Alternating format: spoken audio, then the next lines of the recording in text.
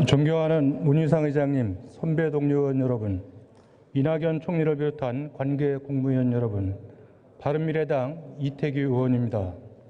저는 오늘 고위공직자의 삶과 처신 그리고 공직 윤리에 대해 토론해 보고자 합니다. 그 누구보다도 양심과 정의를 강조한 분이 있었습니다.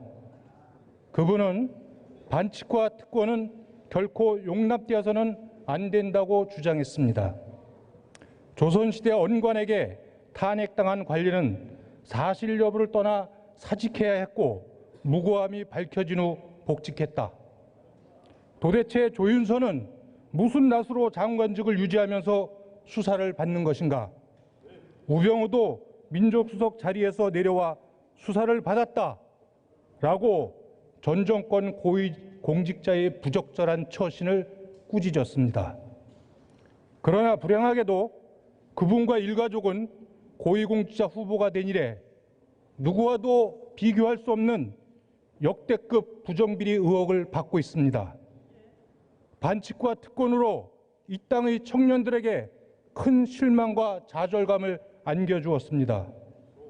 의혹은 진정되지 않고 확산되고 있으며 사실의 개연성 또한 커지고 있습니다. 저는 오늘 이 자리에 출석한 그 공직자에게 국민의 이름으로 묻고 쓰디쓴 고언을 하고자 합니다.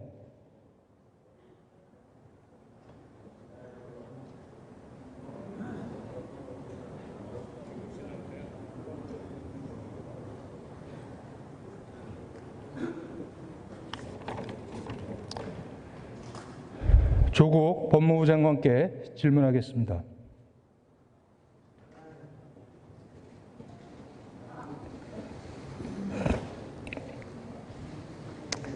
누구도 발행하지 않은 인턴 증명서, 누구도 수여하지 않은 표창장, 누구도 신청하지 않은 장학금, 조국 장관 가족에게는, 보통 사람에게는 일생에 단 한 번도 일어날 수 없는 예외적인 일들이 참 많이 일어났습니다.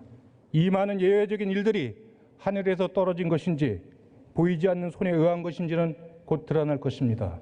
이와 관련하여 질문드리겠습니다. 장관께서는 후보자 시절 기자간담회와 국회 청문회 과정에서 한 답변 중 단 한 가지의 거짓말도 없었습니까? 기자간담회와 인사청문회에서 당시에 제가 알고 있는 것, 제가 기억하는 것 그대로 답변했습니다. 그러니까 거짓말이 있었습니까? 없었습니까? 없었다고 생각합니다. 그렇다면 거짓말 의도는 없었지만 청문회가 지나고 보니 사실과 다른 것은 있었습니까? 제가 다 따져봐야겠습니다만 저는 없다고 생각합니다. 사실과 다른 것도 없다? 네. 제가 말한 것 중에서 제 기억이나 제가 알고 있는 것과 배치된 것 본인이 답변한 중에 나중에 거짓이 드러나면 어떤 책임이라도 지시겠습니까? 그 무한 책임을 져야 한다고 생각이 듭니다.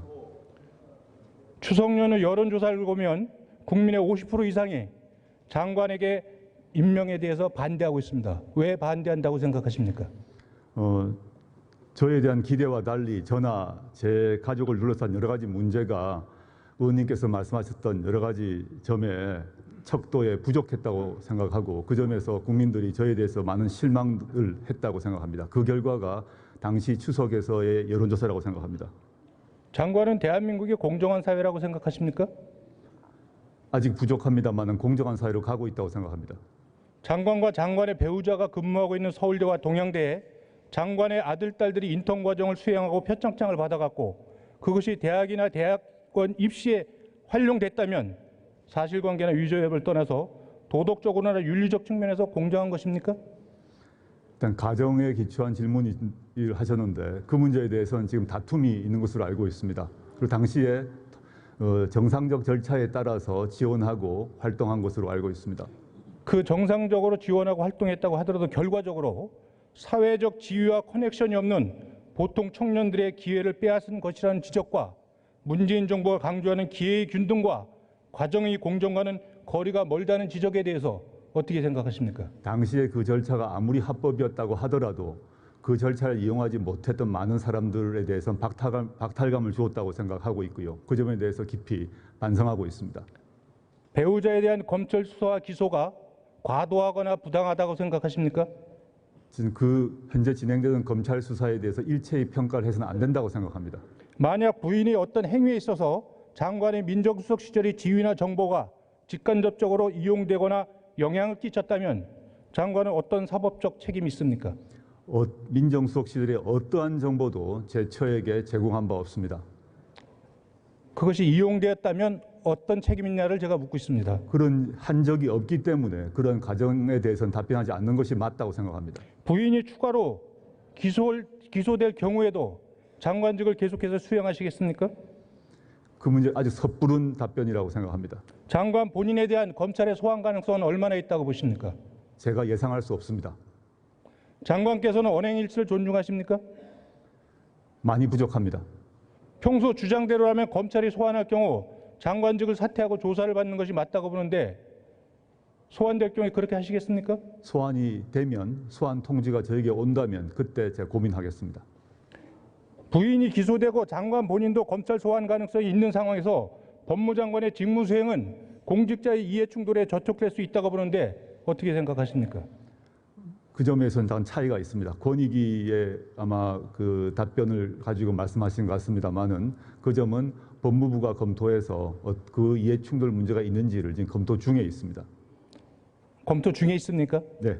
만약에 이해 충돌이 발생한다면 어떤 조치를 취하실 생각입니까? 현재로는 이해 충돌이 없는 것으로 보고 있습니다. 근데 잠정적 결론이기 때문에 최종적 결론이 나오면 법무부의 결론과 국민권익위원회의 결론이 충돌될 경우에 어느 해석이 우위에 있어야 된다고 생각하십니까? 그 점은 지금 말씀드리긴 좀 곤란한 것 같습니다. 이 부분에 대해서 공직자 이해충돌 주무부서가 국민권익인데 그럼 법무부보다 국민권익의 해석을 존중해야 되는 거 아닙니까? 권익위도 단정적 결론을 내지 않은 것으로 알고 있습니다. 국민권익의 해석이 아니더라도 한 나라의 법무행정을 책임지는 법무장관이라면 마땅히 현재의 상황에 대해서 이해충돌을 기피하는 그러한 조치를 취했어야 되는 거 아닙니까? 그것이 공직윤리에 맞는 거 아닙니까? 제가 후보자 시절은 물론이고 임명되고 난 뒤도 제 가족에 대한 수사에 대해서 일체의 지휘를 하지 않는다. 일체의 보고를 받지 않는다는 것을 약속했고 실제 실천하고 있습니다. 그 점에서 저의 생각으로는 이해충돌 가능성이 없다고 봅니다만은 권익위에서 그런 가능성이 있을 수 있다라는 답변을 한 걸로 알고 있습니다. 다시 한번 권익위의 우려를 살펴보겠습니다. 장관은 검찰개혁을 주장하고 있습니다. 강조하고 있죠. 예. 개혁을 하려면 여러 가지 성공 요소가 있는데 그 중에서도 저는 개혁을 수행할 수 있는 도덕적 권위와 신뢰가 굉장히 중요하다고 생각을 합니다. 장관께서는 검찰개혁을 주장하는 데 있어서 국민들 평가나 법무부, 검찰 구성원 사이에서 개혁을 추진할 만한 도덕적 권위와 신뢰를 갖고 있다고 생각하십니까, 스스로? 후보자 이전보다 많이 떨어졌다고 생각합니다. 많이 부족합니다. 따라서 저 혼자 할 수 없고 많은 국민들과 시민들의 도움이 필요하다고 생각하고 아니, 국민들이 불신을 하고 있는데 국민과 같이 하겠다는 건 모순된 답변 아닙니까? 저의 향후 행동을 통해서 국민들의 불신을 조금씩 해소하도록 노력하겠습니다. 현직 법무부 장관에 대한 검찰의 수사는 과거 권력의 눈치만을 살피던 정치검찰을 극복하기 위한 검찰개혁의 한 과정으로 바라볼 수도 있다고 생각하는데 그 부분에 대해서 어떻게 생각하세요? 아까도 말씀드렸습니다마는 저희 가족에 대한 검찰 수사에 대해서 평가를 한 자체가 많은 오해를 불러일으킬 수 있을 것 같습니다. 제가 답변할 수 없는 처지라는 것은 의원님도 아실 것입니다. 지금 장관은 여러 가지 심사가 복잡할 거라고 생각을 합니다. 현직 법무부 장관 자택이 압수수색 당하는 초유의 일이 벌어졌습니다. 장관은 법무부 장관 공직 후보자로 나서면서 오늘의 이러한 일들이 벌어질 거라고도 예상했습니까? 전혀 예상하지 못했습니다. 전혀 예상하지 못했죠. 예. 저는 이제까지 밝힌 의혹투성이의 삶을 살아오면서 이런 일을 예상 못했다면 저는 장관은 대한민국과 대한민국 국민을 너무 우습게 봤다고 생각을 합니다. 장관과 장관의 배우자가 보여준 삶의 궤적은 우리 사회 개천에서 용날 수 있는 서민의 사다리를 걷어찬 것입니다. 장관은 폴리페에서 논란일자 앙가주망을 이야기했는데 앙가주망 이전에 노블리스 오블리주를 배웠어야 한다고 생각합니다.